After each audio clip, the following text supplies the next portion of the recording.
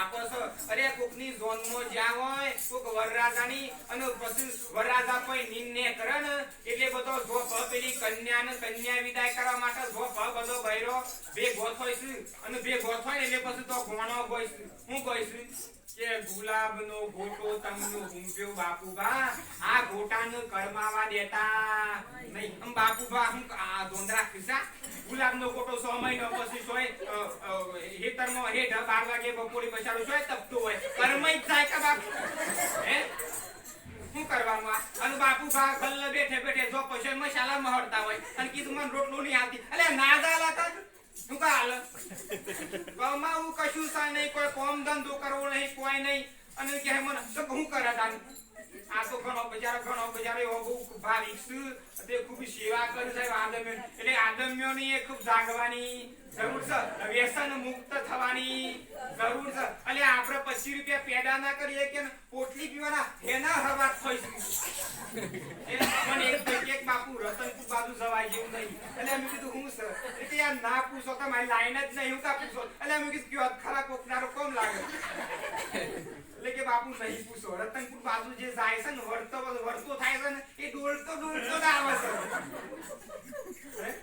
અમાર ગેટ દોડતા તો ગેટ તો પોકત નહીં સોય ઉકેરવામાં આ રોટ આરું આપણે જો ઘણી જગ્યાએ દવાખાનામાં જ્યાં બરાબર છે ઘણો હિંમતનગર મોડાસા ની બધો જ્યાં આવતા આપણે સોય જોયું કે ફલોના સિદ્ધરાજસિંહ સોય ડોક્ટર છે ઉસય વાપર્યું MBBS હું તો કઈ ડિગ્રી વાળા છે ડોક્ટર છે ઉસય વાપર્યું હે કોઈ પટેલ હોય કોઈ પંચાલ હોય કોઈ બીજે કોઈ નાતના બધા ડોક્ટરો છે અને આપણે ઉકેરોમાંથી આરોટવામાંથી ઊંસા જ નહીં આયા હું ડોક્ટર ફક્ત થઈ ગયા હે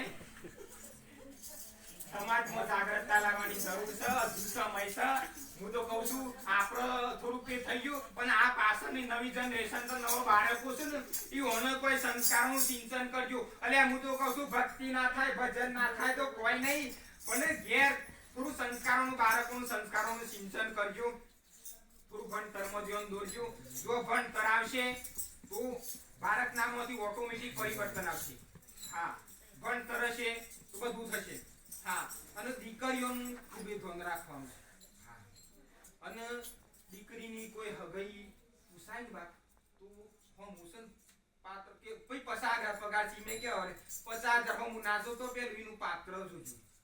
50,000 કમાતો હોય અને પેલો 50,000 નો વોલ પીતો હોય